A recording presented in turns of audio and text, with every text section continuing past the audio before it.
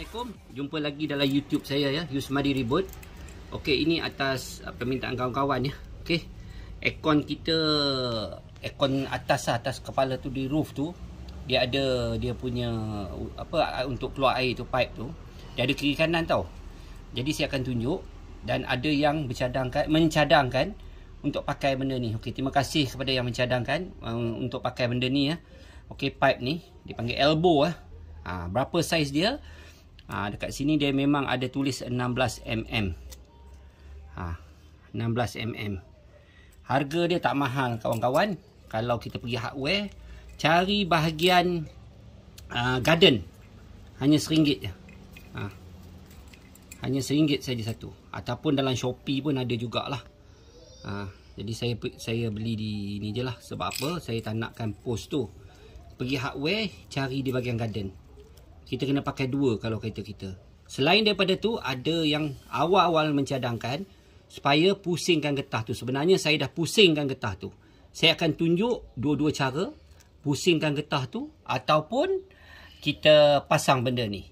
Jadi terserah kepada pemilik expander atau kenderaan kita sendiri nak buat yang mana. Yang ini boleh ataupun pusingkan getah boleh. Okey, jom kita tengok. Okey, ini asal dia ya. Asal dia memang menghadap ke depan tau. Sebenarnya saya dah pusing. Benda ni boleh pusing tau. Kita pusingkan dia. Nampak? Arah tu. Nak arah mana boleh sebenarnya. Jadi pada kita lah. Sebenarnya saya dah pusing benda ni ke belakang. Tapi tadi saya nak buat video. Saya arah ni saya pusingkan balik ke depan. Okey, yang mana pusing kita tengok sekarang kedudukan macam ni. Saya pusingkan. Nak arah mana boleh. Dia tak ada impact atas dia pun. Benda ni dia akan, yang penting getah ni dia menghadap ke belakang. Supaya angin tu tak masuk. Dia menghadap ke belakang. Jadi pada kita lah cadangan yang mana terbaik untuk kita. Kalau rasa nak pasang ini pun boleh 16 mm ya. Masukkan saja.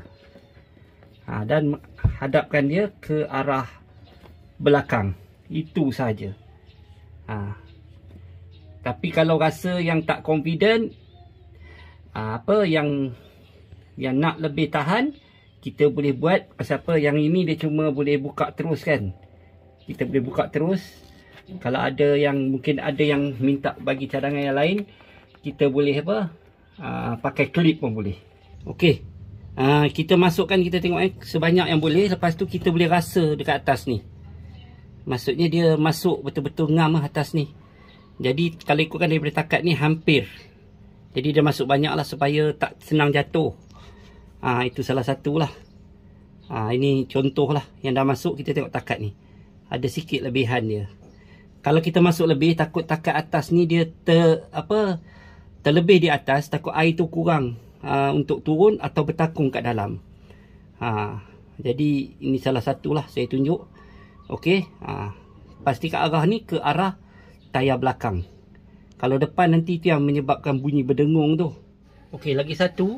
Benda ni boleh akan mengakibatkan bunyi gedegum bila kita naik bumper. Kalau orang utara cakap gone atau terhentak. Sebab apa? Kita tak ketatkan kita punya tayar spare ni.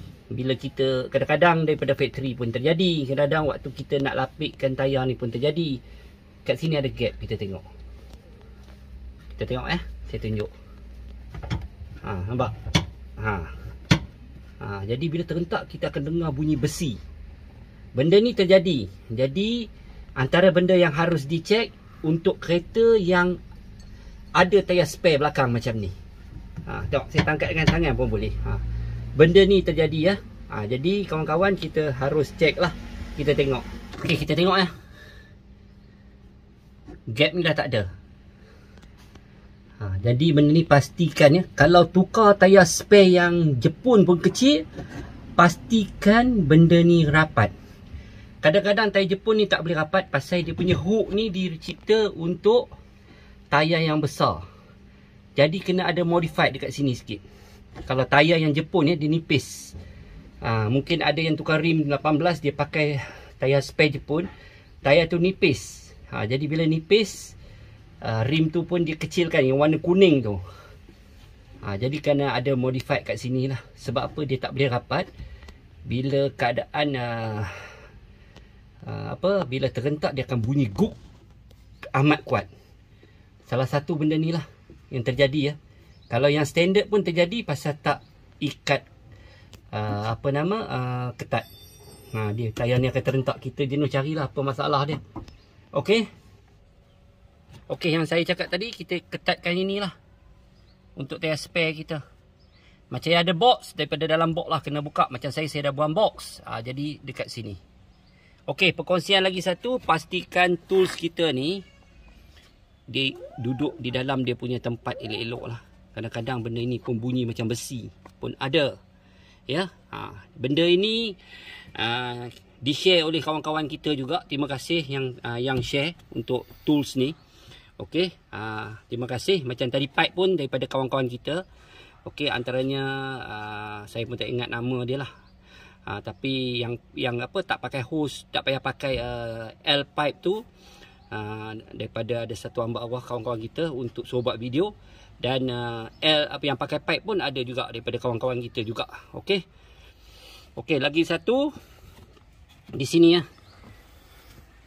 kita punya jack ni pastikan betul-betul ketat. Kalau tidak macam ni terhentak dia bunyi. Pastikan jack ni ketat, betul-betul duduk. Elok-elok lah. Tapi kalau katakan ada kreativiti belakang ni, boleh letak getah ataupun benda-benda macam ni untuk menyenyapkan dia. Ataupun dekat depan ini kita boleh lapik. Okey, macam saya pakai ni soundproof untuk ni. Getah tu pun boleh pakai juga. Jadi ni ikut kreativiti masing-masing lah. Untuk apa? Untuk besi dengan besi tak belaga lah. Kalau ketat pun tak belaga, tapi cuma kita tak nakkan dia bunyi, ada bunyi. Ketat pun tak bunyi, ini pada kreativiti masing-masing. Macam mana nak buat, kita pulang lah. Ini antara contohnya. Okey, ini contoh dia ya. Tapi kalau bagi pendapat saya, kalau ada getah ataupun benda-benda macam ni lebih baik lah. Ni, sini. Tu lebih baik ya. Lagi satu, perkongsian ya. Ada yang mengatakan ada lipas masuk, ada tikus lah masuk, ada cicak masuk. Saya sarankan, tengok ni ya, pastikan button ni sentiasa menyala. Sebab apa? Bila kita tekan, kita buka sewaktu parking, walaupun di rumah, dekat depan tu, di atas blower kita, dia akan buka, mengundang atau pintu benda-benda yang boleh masuk. Sebenarnya function benda ini adalah untuk angin daripada luar, tetapi keadaan dia lebih kurang hampir 4 segi lah. Dia memanjang. Saya tak boleh tunjuk pasal dia duduk di bawah dashboard. Okey. Benda-benda halus seperti cicak, tikus yang suka menyelinap ni, dia boleh duduk di kawasan-kawasan tu dan dia boleh masuk. Ataupun lipas. Bila kita buka, dia mengundang benda ini. Perkara ini terjadi di tempat kerja saya ya. Di bawah pokok, dia buka benda ini, tapi bukan expander kenderaan lain. Okey. Dia buka benda ni, ular masuk dalam kereta. Jadi memang pelik lah, cermin tak buka apa semua.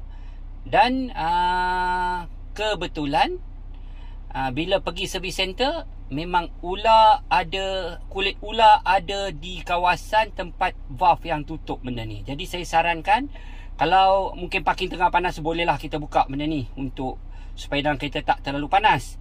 Tetapi kalau contohnya di bawah pokok, di tempat-tempat yang ni, eloklah tingkap ditutup dan benda ini pun biar terus menyala walau kita offkan enjin. Sebab kita punya atas aircon tu, angin luar dia akan tutup sekali. Jadi tidak mengundang kepada benda-benda kecil ni untuk masuk lah. Ya, okey. Ini ada persoalan. Okey, lagi satu macam aircon. Okey, ini aircon ya. Ada yang bertanya, boleh tak pasang sampai bawah ni? Hari tu saya dah terangkan video yang sebelum. Memang boleh, bukan tak boleh. Tetapi elakkan daripada sepenuhnya. Contoh macam aircon rumah, temperature kita sampai 16 darjah okey, 16 kita letak 16 tu, dia nak sampai 16 memang amat susah dan kita punya kompresor bekerja amat teruk, tak ada rest. Jadi sekurang-kurangnya kalau nak sejuk, bagilah gap sikit. Ni last sikit.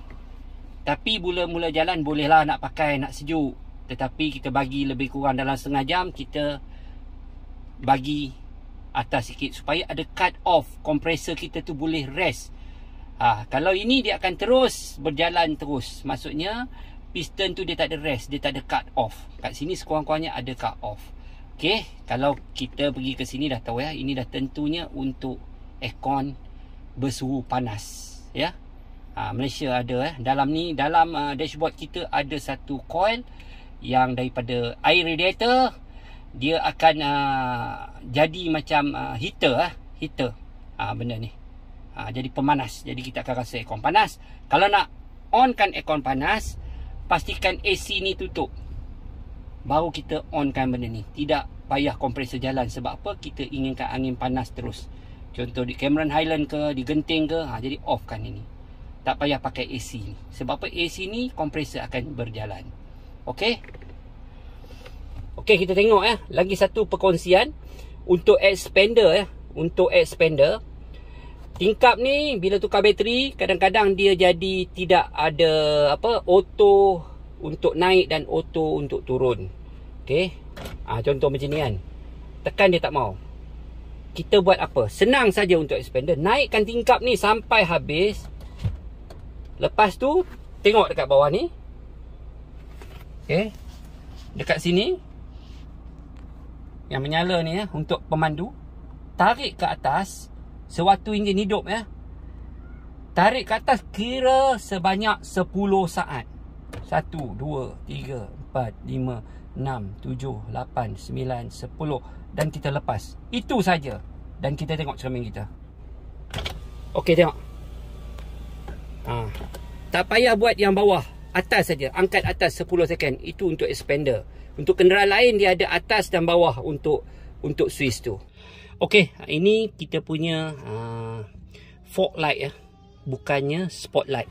Fog light, lampu kabus expander original Okey, kita tengok di depan. Depan ni saya dah tukar LED lah. Okey, LED. Dan ada lagi satu lampu di belakang. Di belakang lampu ni ada mentol, tapi saya dah buka. Saya kalih benda ni Saya kalih. Ini adalah P13W. Yang ini H8, H11. Ini adalah fog light yang boleh dua warna di sini. Saya terangkan lagi sekali. Ini depan ni adalah DRL. Okey, depan ini adalah DRL. Kita tengok DRL.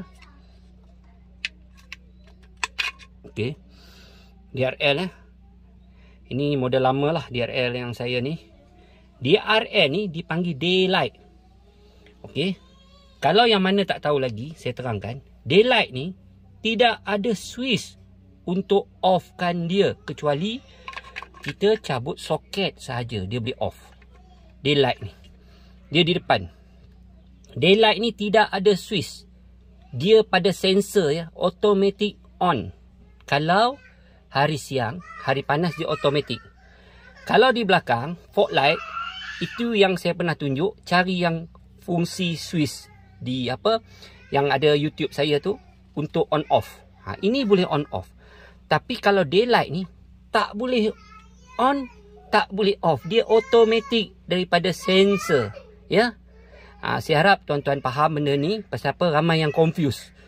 Original memang ada depan daylight, yang ada depan, belakang adalah fog light, bukan spotlight. Jadi keterangan fog light ni maksudnya terang dia kurang. Dia tak macam spotlight. Spotlight dia menuju. Pasal fog light ni dia pecah. Sebab apa? Dia nak hilangkan kabus sebenarnya. Kenapa saya tukar dua warna? Pasal tu lah saya bila lalu di Bajaran Tinta Wangsa, saya pakai yang kuning, dia potong kabus. Kalau nak terang, benda ni boleh tukar dekat jadikan projektor. Lagi terang. Tapi dia hilang dia punya fungsi sebagai fog light. Ataupun untuk lampu kabus. Tak ada. Mana semuanya LED. LED putih lah. Kalau kita tukar nak projektor tu kepada kuning mungkin boleh lah kot. Kenapa kita nampak lori-lori ada yang pakai kuning? Pasal diorang jalan malam, bila ada kabus, mereka akan pakai benda tu. Okey, inilah perkongsian serba sedikit. Mungkin ada yang tahu. Okey, yang mana rasa boleh menambahbaikan tu silakan. Okey, sebab apa kita kongsi-kongsi yang ilmu? Kerana segala ilmunya semua datang daripada Allah. Saya hanya berkongsi apa yang saya tahu. Okey, jangan lupa subscribe dan share-sharekan. Semoga ilmu ini bermanfaat kepada semua. Okey, Assalamualaikum. Jumpa lagi.